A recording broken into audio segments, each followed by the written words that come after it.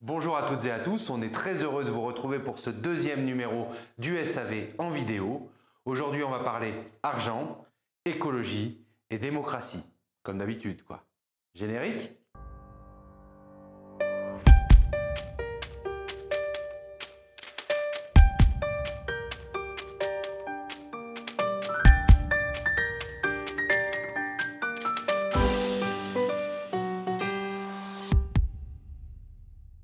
Alors on est de retour aujourd'hui dans ma permanence de Forcalquier où avec Romain derrière la caméra et moi devant, on a décidé de parler d'argent. Je lis énormément de choses sur les réseaux sociaux, dans les journaux, sur les conditions matérielles du mandat de député et en particulier sur l'indemnité parlementaire. Et parmi ce que je lis, il y a malheureusement beaucoup de bêtises. Alors comme c'est quelque chose qui me tient à cœur, la question de la transparence, j'ai décidé aujourd'hui de faire ce petit point rapide sur la question. Je ne reviendrai pas sur les différentes enveloppes dont nous disposons pour exercer notre mandat. L'avance sur frais de mandat qui permet de couvrir les différentes dépenses en lien avec ce mandat. La dotation matérielle du député qui permet par exemple d'acheter les ordinateurs, les téléphones pour le député et son équipe. Et enfin, l'enveloppe qui lui permet de rémunérer ses collaborateurs. Pour tout ça, et si ça vous intéresse, je vous renvoie au Focus Transparence que j'ai publié sur le site leovalter04.fr. Je voudrais revenir aujourd'hui sur la question de l'indemnité parlementaire, car c'est bien d'une indemnité qu'il s'agit et non pas d'un salaire, puisque je rappelle que j'exerce non pas un métier, mais un mandat électif. Alors j'ai lu à certains endroits que nous gagnerions tous les mois 7 000 € net, parfois même plus. Alors l'indemnité parlementaire des députés est fixée aujourd'hui à 5 739,06 € net par mois. Ce qui est déjà, c'est clair, tout à fait confortable. Mais quand on le compare au salaire de certains cadres haut placés du privé, finalement on est plutôt en dessous de la moyenne. Là n'est pas la question. Au début de mon mandat, pour des raisons de philosophie personnelle, je me suis fixé 2 règles. Ne pas m'enrichir pendant mon mandat et garder un train de vie à peu près, ou autant que faire se peut en tout cas, équivalent à celui qui était le mien avant d'être élu. Je me reverse chaque mois l'équivalent de mon salaire de directeur d'école sur mon compte personnel. Et ensuite, je règle avec cette indemnité parlementaire tout ce qui concerne mes dépenses personnelles liées à mon mandat de député parce que je souhaite garder pour l'action parlementaire, pour l'action politique, l'intégralité de l'enveloppe d'avance sur frais de mandat. Une fois que cela est fait, je reverse chaque mois 750 € à la France Insoumise, qui est le mouvement politique auquel j'appartiens, et 570 € au parti de gauche, le parti politique auquel j'appartiens. Et ensuite, il reste chaque mois plus ou moins 500 à 800 €. Et j'ai décidé de reverser ces 500 à 800 € mensuels à des associations, à des collectifs, à des caisses de grève, de manière à ce que cet argent puisse servir politiquement le programme que je défends. Alors pour les mêmes raisons, philosophiques, politiques, écologiques, j'ai choisi pour mes déplacements entre la circonscription et Paris de prendre le car de Manosque ou de la Brianne jusqu'à la gare TGV d'Aix-en-Provence. Ensuite, je prends le TGV en seconde classe pour la bonne raison que je ne me sens pas très bien en première classe.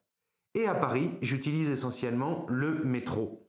Je prends parfois le taxi quand j'ai pas le choix, sur les séances de nuit ou pour une urgence, mais le reste du temps, je me déplace essentiellement en métro. Mon équipe parlementaire d'ailleurs fait de même lorsqu'elle se rend à Paris ou lorsque Cyrine Béchouel, ma collaboratrice à Paris, vient dans les Alpes de Haute-Provence. Et puis pour nos déplacements ici, et vous savez qu'ils sont nombreux, puisque la circonscription, je le rappelle, fait 310 km du sud au nord, nous avons choisi un petit utilitaire tout simple, une Kangoo rouge qui nous permet à la fois de déplacer l'ensemble de l'équipe et puis le matériel nécessaire pour nos permanences itinérantes à Manosque, à Sisteron, à Barcelonnette et parfois dans les quartiers ou les villages de la circonscription. Voilà, j'ai souhaité faire ce point transparence, non pas par volonté démagogique de prouver une quelconque vertu, mais simplement pour être le plus clair possible avec vous sur ce point. Je vous renvoie encore une fois pour plus de précision au Focus Transparence publié sur le site. On va passer maintenant à la deuxième partie où je vais vous parler du local. Alors un sujet qui agite beaucoup l'actualité des Alpes de Haute-Provence en ce moment, c'est la question des centrales photovoltaïques et en particulier des centrales photovoltaïques sur la montagne de Lure. Si la question de la bifurcation écologique est absolument essentielle et constitue d'ailleurs une colonne vertébrale de notre programme L'avenir en commun, elle ne peut pas se faire à n'importe quel prix et n'importe comment. Alors nous avons fixé, avec mon équipe parlementaire, quelques critères qui nous permettent de définir si un projet est vertueux ou non. Le premier de ces critères, et sans doute le plus important, c'est la question de la planification écologique. C'est ce que nous avons porté avec mon groupe parlementaire lors du débat sur le projet de loi portant sur l'accélération des énergies renouvelables, dans un certain nombre d'amendements qui ont malheureusement tous été rejetés par la minorité présidentielle dans l'hémicycle. Cette planification, comme toujours, elle doit partir des besoins. Et la première question qu'on doit se poser, c'est l'évaluation de ces besoins. Il y a une nécessité absolue à réduire la consommation électrique des Français et malheureusement, ce n'est jamais envisagé dans les projets de loi portés par le gouvernement. Une fois qu'on a déterminé ces besoins, il faut se poser la question de la répartition entre les différentes énergies renouvelables que nous avons à notre disposition et ensuite décliner cette planification au niveau territorial en fonction des spécificités des différents départements, des différents lieux où l'on peut déployer des énergies renouvelables. Alors dans notre département, bien entendu, c'est la question du solaire qui arrive en premier puisque nous avons la chance d'avoir 300 jours de soleil par an. Mais il ne faut pas, pour reprendre le slogan des militants qui se battent aujourd'hui contre un projet de centrale photovoltaïque à Cruis, que le soleil ait rendez-vous avec la thune. L'idée, c'est de déployer de nouveaux moyens de production d'énergie électrique. Mais cela ne peut se faire qu'en baissant en parallèle la production d'énergie carbonée et, nous le pensons, vous le savez, à la France Insoumise, la production d'énergie nucléaire. Sinon, on ne fait qu'augmenter les capacités de production, ce qui entraîne mécaniquement une augmentation de la consommation. On passe donc totalement à côté de l'objectif. La deuxième question, c'est celle des lieux d'implantation de ces panneaux photovoltaïques. Nous pensons, à la France Insoumise, qu'il faut absolument privilégier les zones déjà anthropisées. Les friches industrielles, les délaissés d'autoroutes, les toitures des hangars agricoles, des parkings et ainsi de suite. On ne peut pas déboiser, on ne peut pas attaquer des zones naturelles alors qu'il existe tant de lieux où implanter ces panneaux sans toucher à notre environnement. La troisième question, c'est celle des entreprises à qui on confie le déploiement de ces centrales photovoltaïques. Il faut que ces entreprises soient, dans le meilleur des cas, publiques, ou en tout cas coopératives, vertueuses d'un point de vue économique, et le photovoltaïque ne doit pas être une nouvelle possibilité de profit pour des entreprises qui, auparavant, faisaient leur profit dans les énergies carbonées, le pétrole et ainsi de suite. Le quatrième point, c'est la question de la concertation citoyenne. Il est absolument essentiel, si on veut pouvoir développer largement les énergies renouvelables, de le faire en concertation avec les citoyens, alors avec les maires et leurs conseils municipaux bien entendu, mais aussi avec les gens qui vont vivre et habiter près de ces centrales photovoltaïques. La cinquième question, c'est celle de la préservation de la biodiversité. On ne peut pas installer ces centrales photovoltaïques dans des zones naturelles où elles viendraient mettre en péril des espèces menacées ou tout simplement amèneraient à déboiser des espaces forestiers si essentiels pour le renouvellement de notre atmosphère. Or, ce qui arrive trop souvent, c'est que des communes qui se retrouvent un peu étranglées financièrement par la baisse de leurs ressources propres ou par la baisse de la dotation globale de fonctionnement voient arriver des lobbyistes d'entreprises privées qui souhaitent installer chez elles des centrales photovoltaïques et leur promettent une manne financière à laquelle elles ont du mal à résister. Mais si telle commune choisit de développer sa propre centrale, pourquoi celle d'à côté ne le ferait pas et celle d'encore à côté ne se lancerait pas dans l'aventure? Et on se retrouve dans cette situation ubuesque où sur la montagne de Lure, on nous annonce jusqu'à 23 projets de centrales photovoltaïques, ce qui menacerait durablement l'équilibre écologique de notre territoire. Le dernier point sur lequel je veux venir, c'est la question de la criminalisation des militantes et des militants, en particulier écologistes. C'est le cas, puisqu'on parle de Cruis, de Sylvie et Claudine qui se sont opposées de manière pacifique au chantier de l'entreprise Boralex à Cruis. Elles ont été convoquées au tribunal il y a peu et elles sont de nouveau convoquées le 5 décembre prochain. Je n'ai pas pu être là à Digne et je ne pourrai pas non plus le 5 décembre puisque ce sont des jours où je siège à l'Assemblée nationale, mais mon équipe m'y a représenté et j'ai tenu dimanche dernier à être présent à Montlot et à Cruys pour les assurer de mon soutien. Voilà, il y aura encore beaucoup à dire sur la question. Je vous renvoie encore une fois au focus que je publie sur mon site internet et je vais maintenant vous parler de ce qui se passe au niveau national. Alors, si l'on peut reconnaître une qualité à Emmanuel Macron et Elisabeth Borne, une fois n'est pas coutume, c'est d'avoir offert, pendant le débat sur la réforme des retraites à l'Assemblée et au Sénat, un cours accéléré de droit constitutionnel à l'ensemble du peuple français. En effet, aujourd'hui, plus personne n'ignore ce qu'est l'article 49.3 qui permet à Elisabeth Borne aujourd'hui d'engager systématiquement la responsabilité de son gouvernement pour faire passer en force les textes budgétaires et parfois d'autres textes, une fois par session, contre l'avis de l'Assemblée nationale.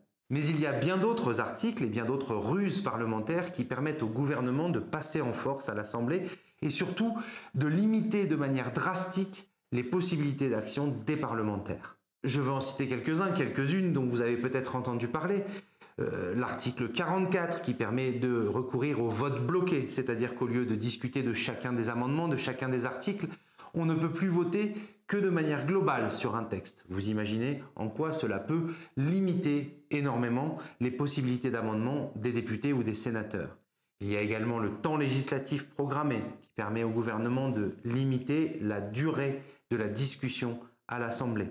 Il y a aussi l'article 40 de la Constitution qui est la première limite au droit d'amendement et au droit de proposition des députés. En effet, nous ne sommes pas autorisés, contrairement au gouvernement, à créer une nouvelle dépense.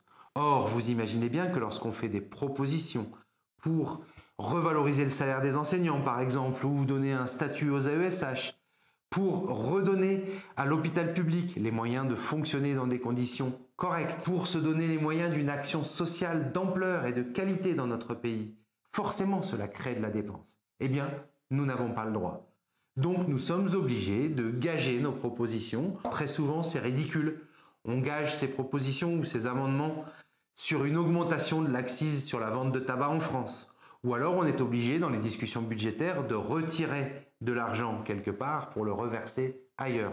Ce qui permet par exemple au Rassemblement national de nous accuser régulièrement de vouloir tuer l'enseignement privé en France, puisque lorsque nous faisons des propositions pour l'éducation nationale, nous allons souvent chercher les fonds nécessaires sur la ligne budgétaire correspondant à l'enseignement privé. Tout ceci est parfaitement malhonnête et réduit fortement notre possibilité de faire la loi, mais également d'amender les projets de loi du gouvernement. Et puis une fois que l'on arrive en commission, qu'on arrive en hémicycle, on se retrouve de nouveau face à des ruses parlementaires particulièrement malhonnêtes. Le calendrier parlementaire est fixé par le gouvernement. Les seuls moments où nous pouvons inscrire des textes de notre propre initiative au programme de l'hémicycle, c'est lors de nos niches parlementaires. La prochaine pour la France Insoumise, ce sera le 30 novembre. Nous aurons ce droit incroyable de parler de nos propositions de loi de 9h à 13h, puis de 15h à 20h, et enfin de 21h30 à minuit pendant une seule journée pour toute l'année.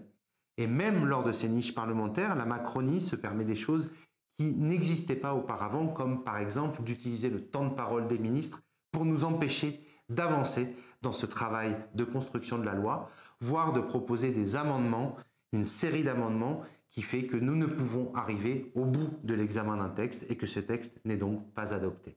Et puis quand par extraordinaire, nous arrivons enfin à déposer un amendement ou une proposition de loi et à le ou la faire étudier en commission, et que nous arrivons à remporter le vote, ce qui arrive de plus en plus souvent ces derniers temps, parce que les députés macronistes, sans doute fatigués de lever la main mécaniquement pour rejeter sans même les écouter des amendements de la NUPES ou de l'ensemble de l'opposition, eh bien, malgré tout, ces amendements, ces propositions de loi sont rejetés à terme, soit par l'engagement de la responsabilité du gouvernement à travers le 49.3, soit par d'autres ruses, comme le fait de faire revoter immédiatement en seconde lecture un texte qui aurait été adopté par l'Assemblée.